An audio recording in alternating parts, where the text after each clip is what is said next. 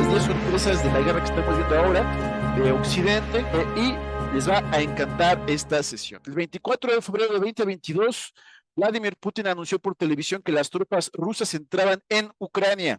Su discurso no se refería fundamentalmente a Ucrania o al derecho a la autodeterminación del pueblo de Donbass.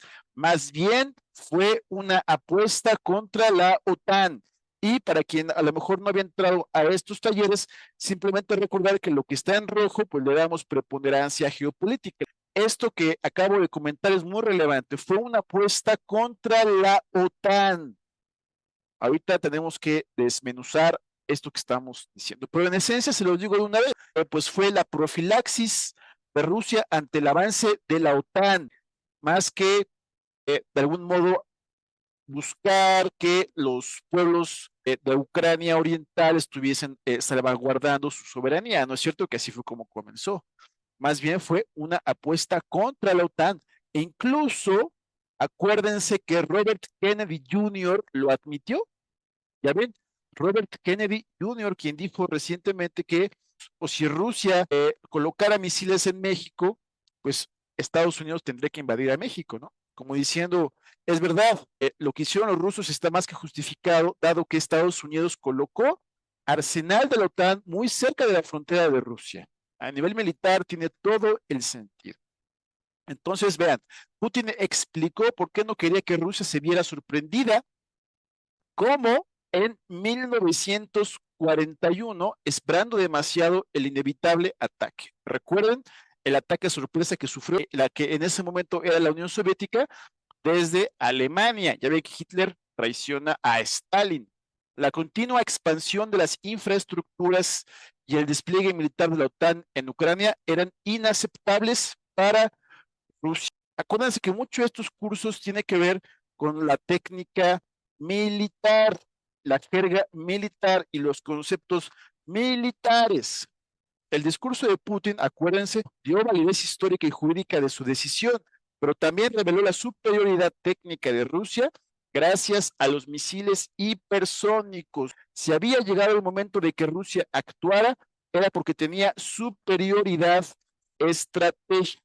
Y bueno, vean, ahí pusimos del lado izquierdo cuáles son los misiles rusos. Aquí se ve en el caza, en el avión caza, ahí se ve que está como en blanco. Y bueno, aquí, pues para que vean que este de aquí es el misil hipersónico de Rusia más célebre. Se llama en ruso Kinsal, que como dice la infografía, significa daga y puede viajar hasta 12 veces la velocidad del sonido. Muy interesante ver los detallitos. Acuérdense que aquí todo detalle cuenta. Sí, ya han sido ampliamente usados en la guerra más reciente en Ucrania. ¿De acuerdo? Y pues bueno, ahí está la superioridad de Rusia a nivel tecnológico. Entonces, el discurso de Putin estuvo muy construido, tranquilo, aunque delatara cierta emoción y perfectamente claro. Aunque nada obligaba a Occidente a ceder, merecía ser discutido. En cambio, la visión que se impuso inmediatamente en Occidente, acuérdense, después de ese icónico día 24 de febrero de 2022, fue la de un Putin incomprensible y unos rusos incomprensibles, sumisos o estúpidos. A ello siguió una ausencia de debate, repito, porque es muy importante, a ello siguió una ausencia de debate que deshonró la democracia occidental. Es decir, la ausencia de debate total en Francia y Reino Unido y relativa en Alemania y Estados Unidos. Esto da para pensar muchísimas cosas, la verdad, en el sentido de pues que estamos aparentemente en una sociedad occidental que cree o escucha únicamente las voces hegemónicas de la prensa mediática, ¿no es cierto? Como si fuera la única verdad. Eso pues es motivo incluso de reflexión filosófica, la resonancia en la que nos encontramos, o también como dice el doctor Jalife, la invisible cárcel cibernética. Bueno, es parte de la guerra de desinformación. Acuérdense, aquí los comentarios es de lo más relevante de estos super talleres. La guerra de desinformación es parte de la guerra de quinta generación o guerra híbrida que estamos viviendo en este momento. Entonces, ¿qué está pasando o dónde está sucediendo la guerra de Ucrania?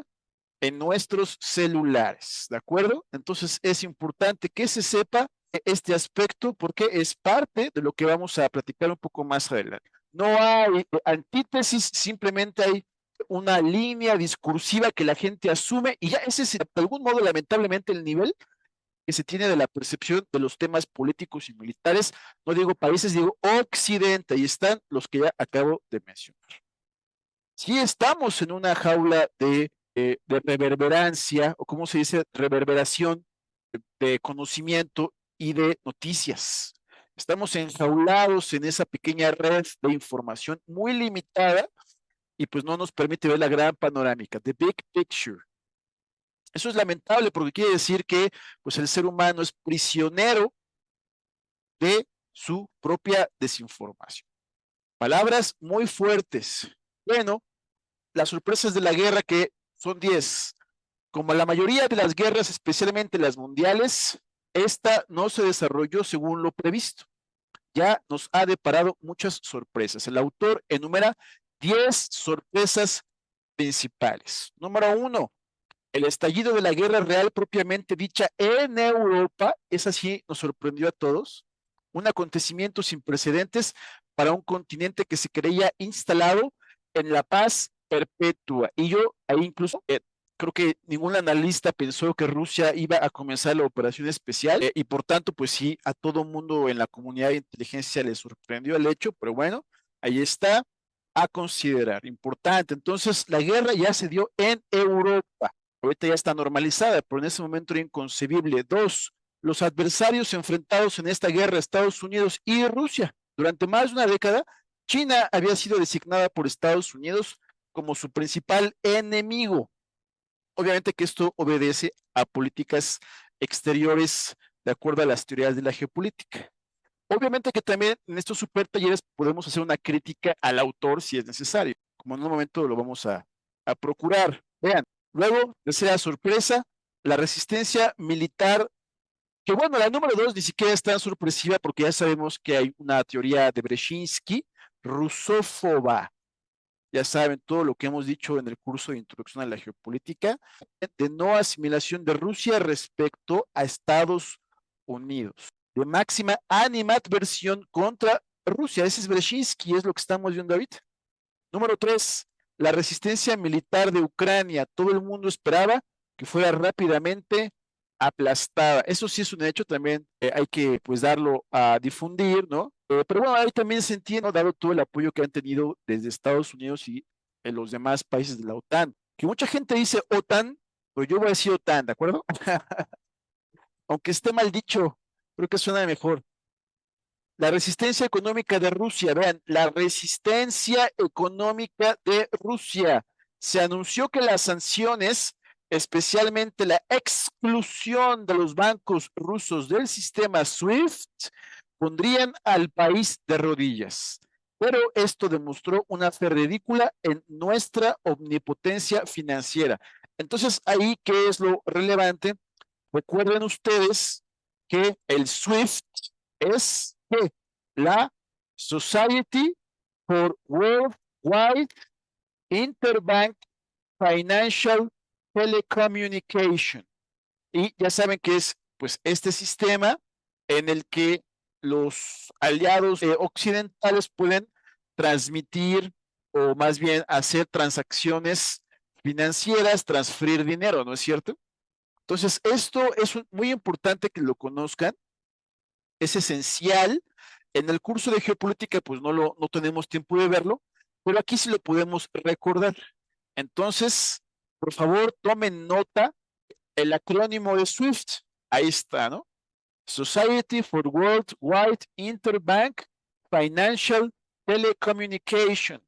Entonces, importantísimo este tema del SWIFT, el colapso número 5 de cualquier voluntad europea. La Unión Europea abandonó muy pronto cualquier ambición de defender sus propios intereses, se aisló de su socio energético, y comercial Rusia, sancionándose cada vez más duramente. Esto que estoy diciendo también es muy relevante y obviamente que todo está en función de los autores que analizamos respecto al siglo XX. Entonces aquí yo les tengo que preguntar, ¿qué autor del curso de Introducción a la Geopolítica de los geoestrategas clásicos es el que afirmaba que Rusia tenía que estar aliada con Alemania? ¿Alguien se acuerda?